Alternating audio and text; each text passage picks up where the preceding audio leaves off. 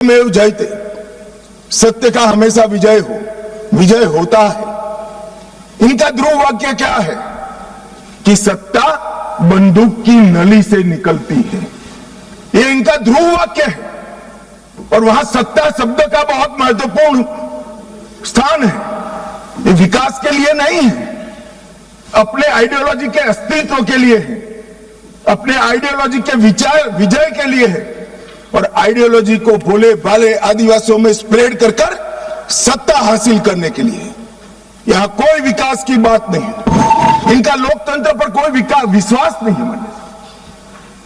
यहां ढेर सारे लोग, मैं नाम देना नहीं चाहता, मैं सुन रहा था 3 घंटे से कह रहे हैं कि अन्याय है तो अन्याय के खिलाफ लड़ रहे हैं। भाई लड़ने का तरीका क्या है? हम अंग्रेजों के शासन में नहीं लड़ रहे हैं। कुछ लोगों ने भगत सिंह जी और बिरसा मुंडा से कंपैरिजन कर दिया। क्या हिमाकत कर रहे हैं? शहीद भगत सिंह और बिरसा मुंडा, भगवान बिरसा मुंडा जो अंग्रेजों के सामने लड़े, वो संविधान तोड़कर हाथ में हथियार लेकर निर्दोषों की हत्या करने वालों लोगों के साथ आप इसका कंपैरिजन कर रहे हैं? मानव राजनीतिक स्वार्थ से ऐसे विषयों में ऊपर उठ जाना चाहिए। यही विचारधारा कहती है दीर्घकालीन युद्ध ही हमारी विचारधारा को फैला सकता है। उनको अपनों का भी खून बहाने से कोई परहेज नहीं। और उनके आदर्श देखिए साहब, 10,000 साल के हमारे उपलब्ध इतिहास में कितने आइडियल आदर्श पुरुष, स्त्री, युवा हुए, एक बहुत बड़ा लिस्ट बन सकता है। इन्होंने तिलका मांझी को अपना आइडियल नहीं समझा, भगवान बिरसा मुंडा, भगत सिंह जी या सुभाष बाबू को अपना आइडियल नहीं समझा। इन्होंने आदर्श किसको कहा? माओ को कहा। चीन का ये आदर्श तय करने में भी फॉरेन से इंपोर्ट करते हैं। मान्यवर, बस्तर का सिलेक्शन क्यों हुआ? एक कार्यक्रम था भारत मंडपम में, बस्तर क्षेत्र से जो अच्छी शिक्षा दीक्षा प्राप्त करे थे ऐसे युवाओं के साथ मेरा इंटरेक्शन था। तो मेरे नाश्ते के टेबल पर एक बच्ची बैठी थी। उसने कहा कि साहब आप बता सकते हैं कि माओवादियों ने, नक्सलाइटों ने हमारे बस्तर को ही क्यों चुना? मान्यवर, इस विषय को मैं जरा डिटेल बताना चाहता हूं। हम सब जानते हैं कि सन 47 में जब हम आजाद हुए, संसाधन बहुत कम थे। एक लंबी गुलामी के कालखंड को समाप्त कर हम आजाद हुए थे। देश के अंदर विकास का नामो निशान नहीं था। दशकों तक, लगभग 2 सदी तक इस देश को गुलामी में लूटा गया। जब नया राज्य बना तो राज्य की पहुंच कुछ क्षेत्रों में सीमित रह गई थी ही नहीं, बढ़ानी थी। ये तो समय जाते जाते बढ़ेगी। और मान्यवर, क्योंकि संसाधन कम थे, रेवेन्यू कम थी, तो विकास भी परकोलेट होते होते हर क्षेत्र में एक साथ नहीं पहुंचता है। अगर रोड बनाने तो पूरे देश के एक साथ नहीं होते, अगर बिजली पहुंचानी है तो पूरे देश में एक साथ नहीं पहुंच सकती। तो दूर दराज के क्षेत्रों तक स्टेट की पहुंच की कैपेसिटी सीमित, वहां पर विकास नहीं पहुंचा था। राज्य का इकबाल, स्टेट का इकबाल वहां बुलंद नहीं हुआ था। अब ये कह रहे कि अत्याचार के खिलाफ, भाई अगर स्टेट पहुंचा ही नहीं था, सुनियोजित भेदभाव का वातावरण ही नहीं था, तो वहां अत्याचार कैसे हो गए? मान्यवर, एक कहानी घड़ी जा रही है। सच्चाई ये है कि इन्होंने पूरे रेड कॉरिडोर को इसलिए चुना था क्योंकि वहां स्टेट की पहुंच कम थी। इसलिए भोले भाले आदिवासियों को बरगलाकर इनके हाथ में हथियारें पकड़ाई। मैं कुछ दृश्य बाद में आपको बताऊंगा। मुझे एक बात समझ में नहीं आई। 15 अगस्त 1947 के पहले इस देश का ट्राइबल बिरसा मुंडा, तिलका मांझी, रानी दुर्गावती मुर्मू बंधुओं को हीरो मानकर चलता था। वो आदिवासी 47 से 70 आते आते माओ को अपना हीरो मानने लगा। ये परिवर्तन क्यों हुआ? माननीय, ये परिवर्तन विकास और अन्याय के कारण नहीं हुआ, क्योंकि कठिन भूगोल के कारण और स्टेट की अनुपस्थिति के कारण अपनी विचारधारा को फैलाने के लिए वामपंथियों ने क्षेत्र को चुना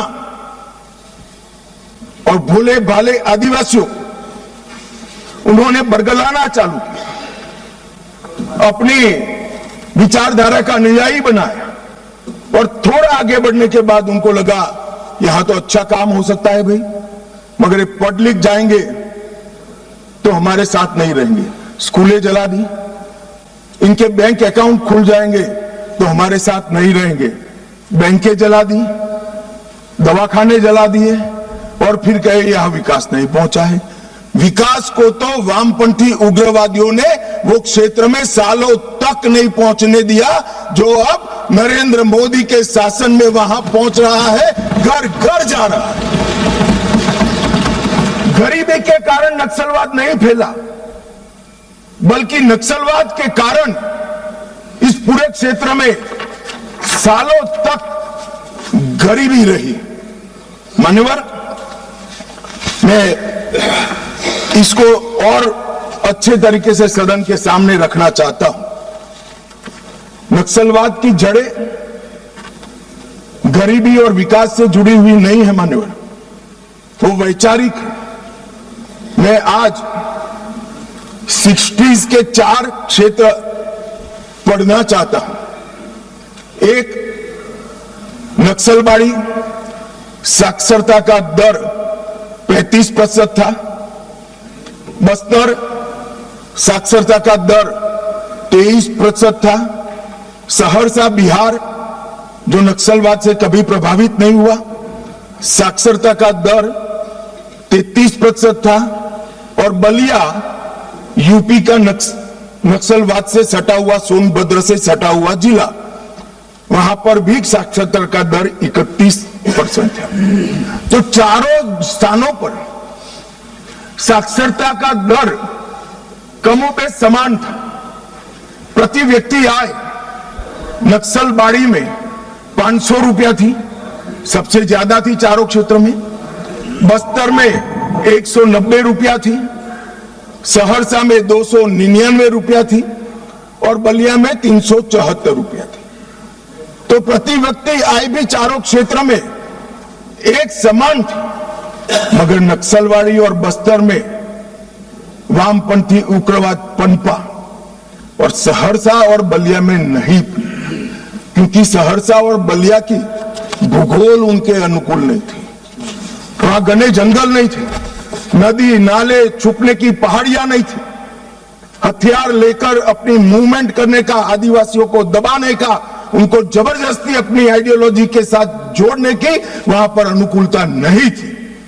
अगर विकासी पैमाना होता, अगर प्रति व्यक्ति आय ही पैमाना होता, तो देश के बहुत सारे हिस्से ऐसे थे जहां 70 में विकास नहीं पहुंचा था। वहां क्यों नक्सलवाद नहीं हुआ? और मान्यवर, आज तो मैं इस सदन में ये विचार को सिरे से खारिज कर रहा हूं। हम लोकतंत्र में हैं, हमने इस देश के संविधान को स्वीकार किया है। संविधान के माध्यम से ही आज इस महान सदन के हम सदस्य हैं। अन्याय किसी को भी हो सकता है, अन्याय किसी को भी हो सकता है, विकास कहीं पर भी कम ज्यादा हो सकता है। हम संवैधानिक रास्तों से हमारी लड़ाई लड़ेंगे या हाथ में हथियार लेकर निर्दोषों को मार डालेंगे? किस थियोरी का यहां से समर्थन हो रहा था, मैं नहीं समझ रहा। अगर आप धमकाना चाहते हैं कि ये होगा तो ये भी हथियार उठाएंगे, ये होगा तो ये भी हथियार उठाएंगे, ये डरने वाली सरकार नहीं है मान्यवर, सबके साथ न्याय करने वाली सरकार। किसी को भी अन्याय हो तो हथियार हाथ में उठा लेना, ये लोकतांत्रिक तरीका है क्या? हमारे संविधान के सारे बताए हुए रास्ते सारे कुंद हो गए, बंद हो गए। संविधान ने हर चीज की व्यवस्था की। मान्यवर, फिर से मैं एक बार नक्सलवाद की, ये तो आप पर निर्भर करता है मान्यवर। मैं आज इस बहस को देख रहे भारत के युवाओं के लिए नक्सलवाद की टाइमलाइन भी बताना चाहता हूं। मान्यवर, 1970 के दशक में नक्सलवाद की शुरुआत नक्सलबाड़ी से हुई, बंगाल से हुई। 1971 के एक ही वर्ष में 3620 हिंसा की घटनाएं वहां पर हुई। 80 का दशक आते आते पीपल्स वॉर ग्रुप बन गया और फिर ये महाराष्ट्र, मध्य प्रदेश, ओडिशा, मध्य प्रदेश जब मैं बोलता हूं तो पुराना मध्य प्रदेश, छत्तीसगढ़ और मध्य प्रदेश, ये 3 राज्यों में फैले। 90 के दशक में दुनिया भर में जैसे वामपंथी विचारधारा सिकुड़ती गई, यहां पर भी उग्रवादी गुटों में और वामपंथी पार्टियों में विलय शुरू हुआ और 2004 में 2 प्रमुख गुट मिल गए, सीपीआई माओवादी का गठन किया। इस 70 से 2004 ये पूरा कालखंड में मान्यवर 4 साल छोड़कर पूरा समय कांग्रेस पार्टी का शासन रहा है। ये उनको याद रखना चाहिए। कब माओवादी विचारधारा फैली, पनपी, एकत्रित हुई, वो आपको याद रखना चाहिए। और मान्यवर 70 को भी मैं याद करना। अभी एक माननीय सदस्य जी ने बताया कि 70 में क्या हुआ था। 70 में एक नारा लगा था, आत्मा की आवाज पर मतदान का, अंतरात्मा की आवाज पर। इंदिरा जी ने लगाया और संजीव रेड्डी के खिलाफ अपना एक प्रत्याशी उतारा। उस वक्त आधार तराश रहे माओवादी पार्टियों ने इंदिरा जी को समर्थन किया और अपनी पार्टी में अपना वर्चस्व प्रस्थापित करने के लिए श्रीमती गांधी ने लपक लिया वो समर्थन को और 70 से लेकर जब तक 77 तक 80 तक इंदिरा जी वापिस नहीं आई, वो माओवादी विचारधारा की गिरफ्त में रही। और मान्यवर, यही समय है जब नक्सलबाड़ी से शुरू हुआ ये आंदोलन 12 राज्यों में फैल गया, देश के 17% भूभाग में फैल गया और 10% से ज्यादा आबादी में पहुंच गए। मान्यवर, कई सिक्योरिटी एक्सपर्ट ऐसा कहते थे कि सत्ता के समर्थन के बगैर किसी भी हथियारी मूवमेंट का देश के दिल में बीचों बीच तिरुपति से लेकर पशुपतिनाथ तक ये रेड कॉरिडोर संभव ही नहीं। अभी पूछ रहे थे राजकुमार कि कहां से हथियार आए। मैं उनको बताना चाहता हूं, जो हथियार पकड़े गए हैं उसमें से 92% हथियार पुलिस के लूटे हुए हथियार हैं। थाने लूट लिए, गोलियां लूट ली और उसका उपयोग निर्दोष जवानों को, बच्चों को, कृषकों को मारने के लिए किया है। मान्यवर, ये एक भ्रांति के तरह वामपंथी विचारधारा ने इसको प्रोपेगेंडा के माध्यम से फैला है। अपनी विचारधारा को टिकाने के लिए फैला है कि अन्याय से बचने के लिए हथियार हाथ में उठाए।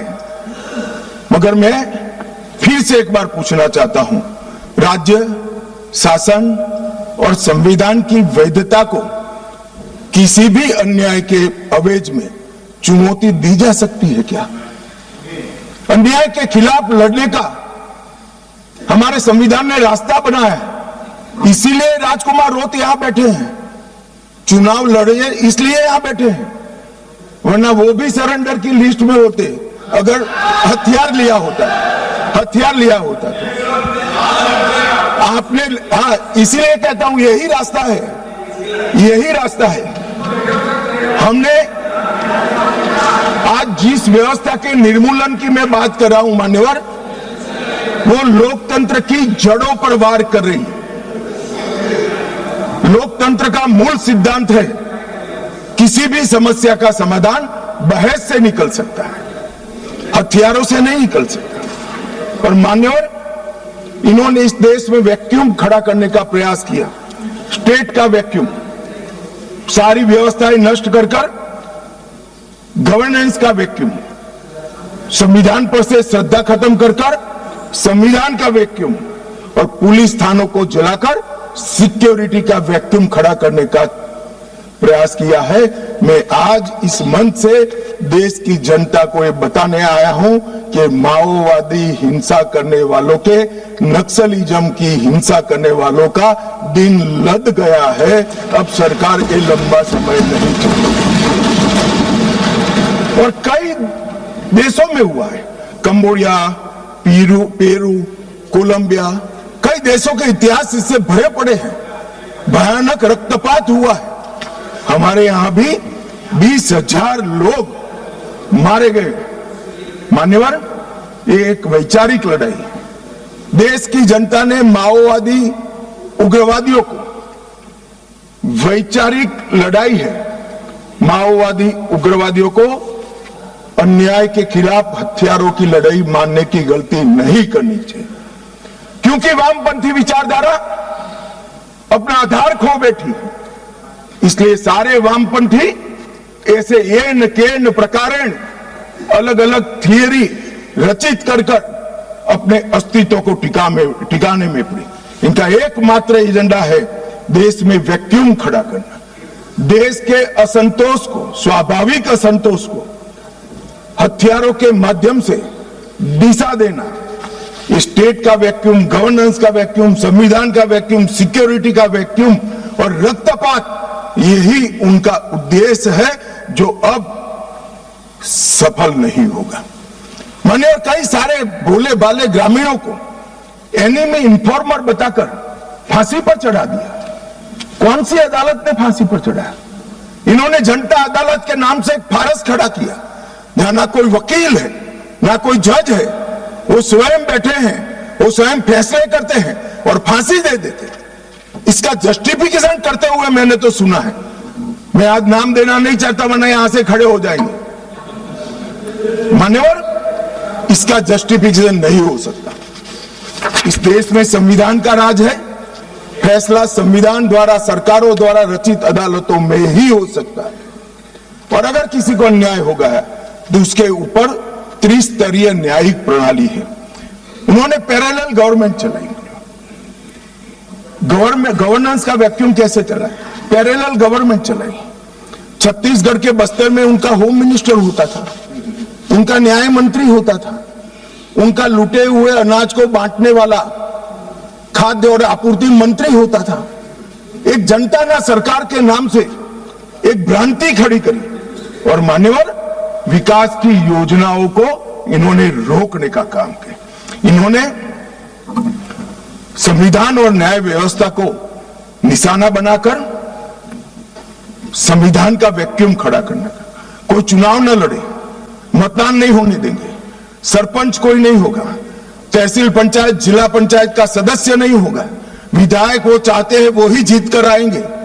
किस प्रकार की व्यवस्था खड़ी करना चाहते और इसका समर्थन कैसे हो सकता है? अब कह रहे बातचीत करो, जो कह रहे उनको मैं बताना चाहता हूं, मैं 50 बार कह चुका हूं सार्वजनिक मंचों पर, बस्तर में जाकर बस्तर के हर तहसील में जाकर कह चुका हूं, हथियार डाल दीजिए, सरकार आपके पूरे पुनर्वसन की व्यवस्था करेगी, मगर हथियार नहीं डालेंगे। मान्यवर, हमारी सरकार का पॉलिसी है, चर्चा उसी से होती है जो हथियार डालता है, जो गोली चलाता है उसको जवाब गोली से ही दिया जाता है। ये हमारी सरकार का पॉलिसी, हथियार डाल दो। मैं आगे बताता हूं कितने लोगों ने डाल दिए और अब पुनर्वसन कर रहे हैं।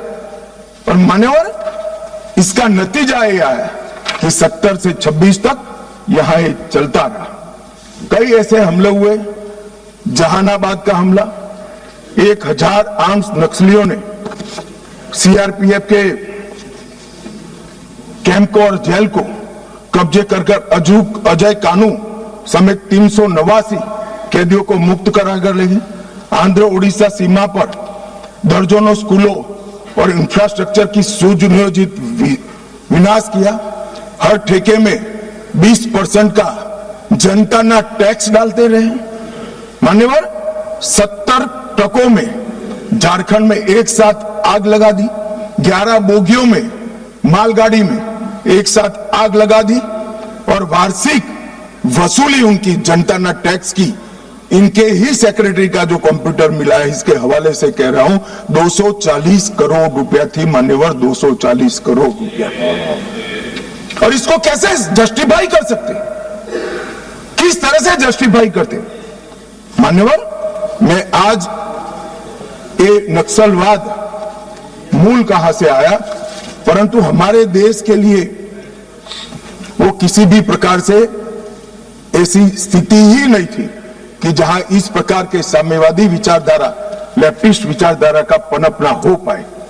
मान्यवर, मैं 1905 से 1924 रूस में साम्यवादियों ने क्रांति करी।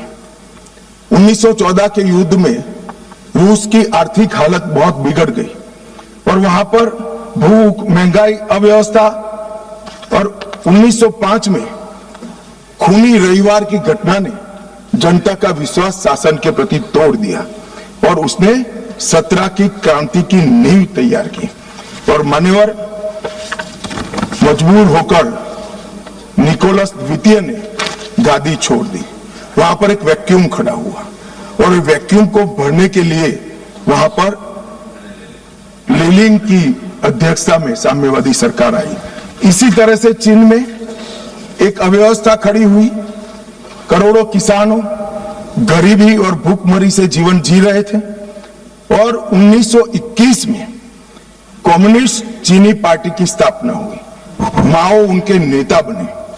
कम्युनिस्टों और कुओमिंटांग के बीच में, जो वहां के सो कॉल्ड राष्ट्रवादी थे, राजा के वफादार थे, इनके बीच में युद्ध हुआ और 34-35 में एक लॉन्ग मार्च हुई और मान्यवर, एक पीपल्स रिपब्लिक ऑफ चाइना की स्थापना 1939 में हुई। अब ये 1939 और 1925 वो दो महत्वपूर्ण घटनाएं हैं। इसका हमारे देश में क्या असर हुआ है समझिए साहब। जैसे ही रसिया में साम्यवादियों की सरकार का गठन हुआ, यहां पर 1925 में सीपीआई की स्थापना हुई, कम्युनिस्ट पार्टी ऑफ इंडिया। अब ये जो समर्थक है उनको मैं पूछना चाहता हूं, रसिया में कम्युनिस्टों की सरकार बनी, उसी वक्त यहां सीपीआई बना, सीपीआई की स्थापना हुई, इसके बीच में कोई रिलेशनशिप है क्या? ये सोचने की बात है। रसिया की सरकार ने स्पॉन्सर कर दुनिया भर में कम्युनिस्ट पार्टी की रचना की, इसका एक हिस्सा हमारे यहां बना हुआ है। अब जिस पार्टी की नींव ही किसी दूसरे देश की प्रेरणा से गई है, वो हमारे देश का भला कैसे सोचेंगे? इन्होंने तो अंग्रेजों का भी समर्थन किया था। 1964 में कम्युनिस्ट पार्टी मार्क्सिस्ट बनी। ये भी समझने जैसा है कि सीपीआईएम क्यों बना। मान्यवर, 64 में 1969 में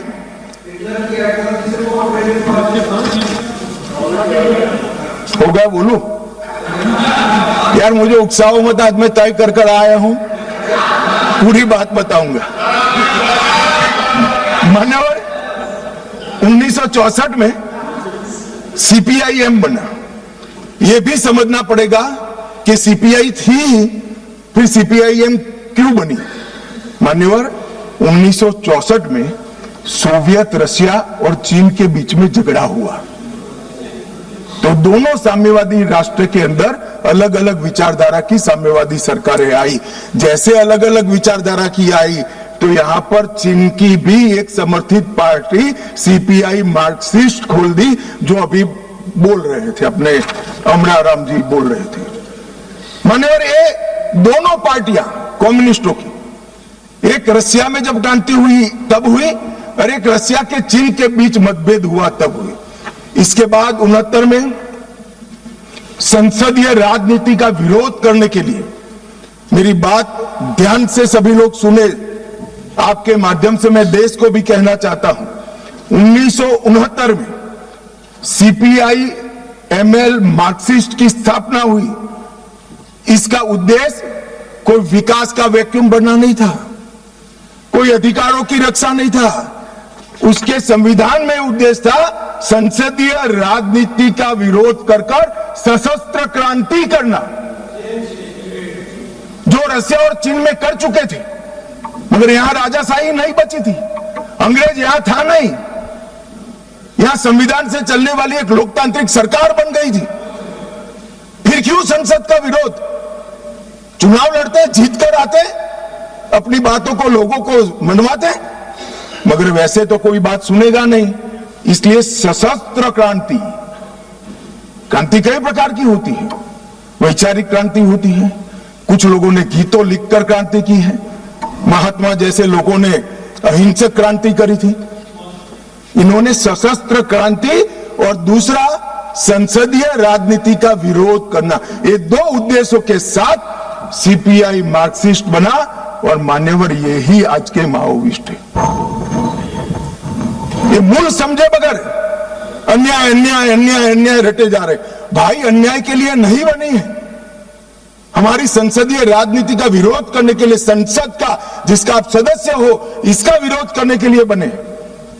उसके बाद में 75 में जैसे ही कांग्रेस का समर्थन मिला, एनसीसी माओइस्ट बनी और बिहार झारखंड केंद्रित पार्टी बनी। फिर पीडब्ल्यूजी 80 में बना, वो आंध्र केंद्रित बना। 82 में दलित किसान केंद्रित सशस्त्र संघर्ष CPI ML party unity Bihar में बनी। दलित किसान केंद्रित संघर्ष इनका उद्देश्य था। 98 में पीपल्स वॉर ग्रुप बना और उसमें माओवादियों का एकत्रीकरण हुआ। इतना सब करने के बाद भी वो सफल नहीं हुए और 2000 में PLJA बना, GA बना, जो सैन्य विंग बनी, गुरुल्ला फोर्स बनाई मान्यवर। और 2004 में ये PWG MCC दोनों का विलय होगा। तो थ्योरी वाले और हथियार उठाने वाले दोनों 2004 में विलीनीकरण हुआ। 14 में मोदी जी आए और 26 में सबकी समाप्ति हो गई। ये टोटल 1925 से लेकर 2026 तक 101 साल का उनका इतिहास है मानिए। इसीलिए मैं कहता हूं मेरे साथी सदस्यों को जो सामने बैठे हैं, आप इसको अन्याय का स्वरूप, अन्याय के खिलाफ संघर्ष का स्वरूप मानकर महिमा मंडित मत करो। हम जिस सदन में बैठे हैं इसका विरोध करने के लिए वो जन्मे हैं। वोट की जगह बुलेट से शासन प्राप्त करना चाहते हैं। और मान्यवर, अगर यही बात है कि चर्चा करिए चर्चा करिए चर्चा करिए, चर्चा से कोई परहेज नहीं, हर कोई चर्चा का स्वागत करता है, पर फिर तो पुलिस क्यों रखी है? पुलिस की जरूरत ही नहीं। सेना क्यों रखी है? पैरामिलिट्री फोर्स क्यों रखे हैं? कुछ लोग ऐसे होते हैं जो चर्चा से मानते ही नहीं है, वहां बल प्रयोग कर कर उनके अत्याचार से निर्दोष नागरिकों को बचाना पड़ता है। जब इन नक्सलवादियों ने सैकड़ों निर्दोष किसानों को बम लगा लगा कर पैर बगैर का कर दिया, कई स्कूलों में रेड कर कर 8 साल के, 9 साल के, 10 साल के बच्चों को उठाकर ले गए और नक्सलवाद की सेना में भर्ती कर दिया, और क्या हम मूक दर्शक बनकर खड़े रहे? ये भारतीय जनता पार्टी की सरकार है। हर नागरिक की सुरक्षा नरेंद्र मोदी ने सुनिश्चित करी है।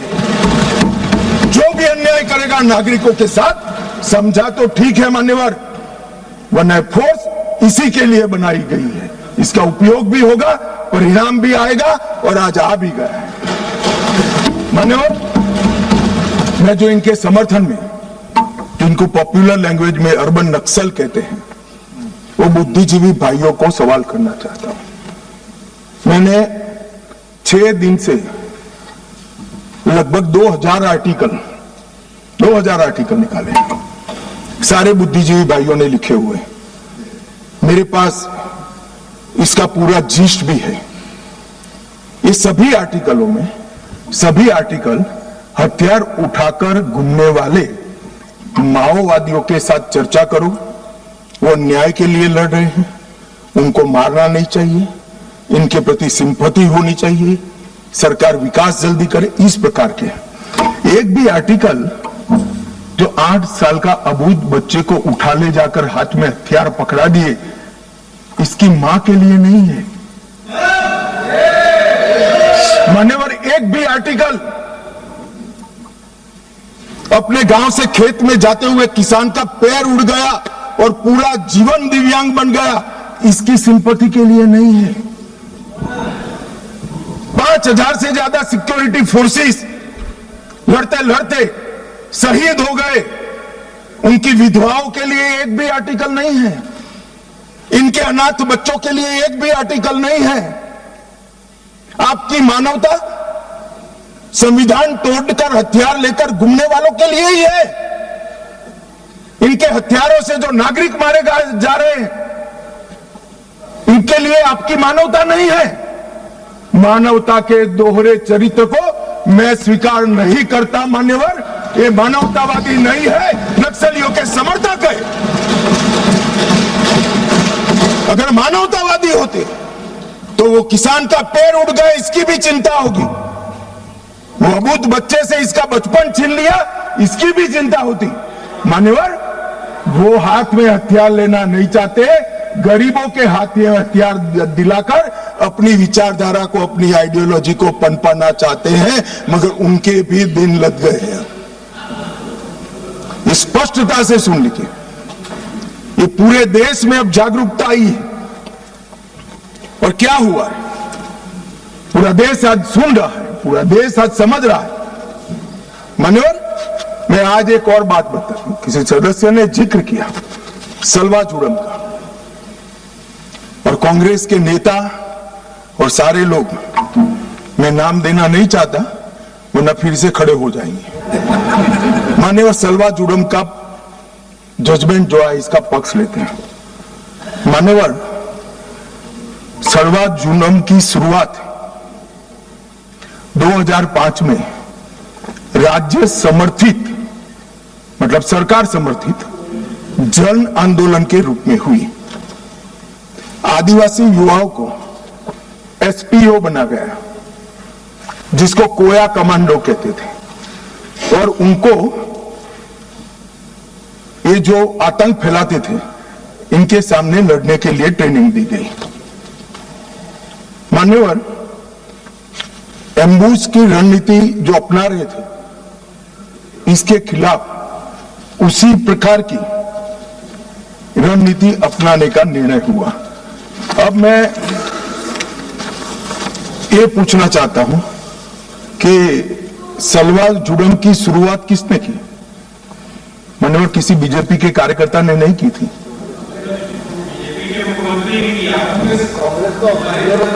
श्रीमान कर्मा ने किया था, जिनको नक्सलियों ने मौत के घाट उतार दिया। और वो कांग्रेस के नेता थे। मान्यवर 5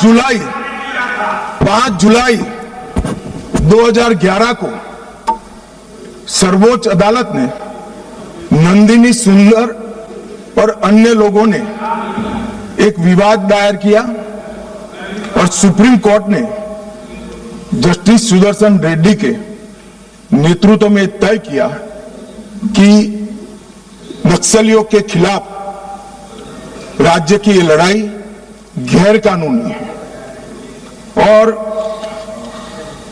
तुरंत ही इनको हथियार वापस लेने का ऑर्डर कर दिया। परिणाम क्या हुआ मान्यवर? उनके हथियार वापस लिए गए। नक्सलियों के हाथ में हथियार थे। इन्होंने चुन चुन कर सलवा जुड़म में जुड़े हुए लोगों को मार दिया मान्यवर। और वही सुदर्शन रेड्डी विपक्ष का उपराष्ट्रपति पद के प्रत्याशी बने मान्यवर। कांग्रेस पार्टी जो कह रही है ना, हमारा क्या लेन देन है, ये लेन देन है। जो देश की कानून और व्यवस्था में मानता है वो सुदर्शन रेड्डी को कभी अपना प्रत्याशी नहीं बनाना चाहिए। मान्यवर, हमारे यहां न्याय तंत्र की व्यवस्था है। जो जज बनता है उसको तटस्थ माना जाता रहे, ये हमारे न्याय तंत्र की आत्मा है। मगर कोई व्यक्ति जज बनकर अपनी व्यक्तिगत आइडियोलॉजी का उपयोग कर संवैधानिक कपड़े पहनाकर अपनी आइडियोलॉजी को ऑर्डर में कन्वर्ट कर हजारों बेगुनाह आदिवासियों की जान जाए ऐसा फैसला देता है, तो मैं इस जजमेंट की घोर निंदा करता हूं। और मैं उन लोगों की भी निंदा करता हूं जिन्होंने उनको वोट दिए, प्रत्याशी बनाए। मान्यवर, आइडियोलॉजी जनता के भले के ऊपर नहीं हो सकती।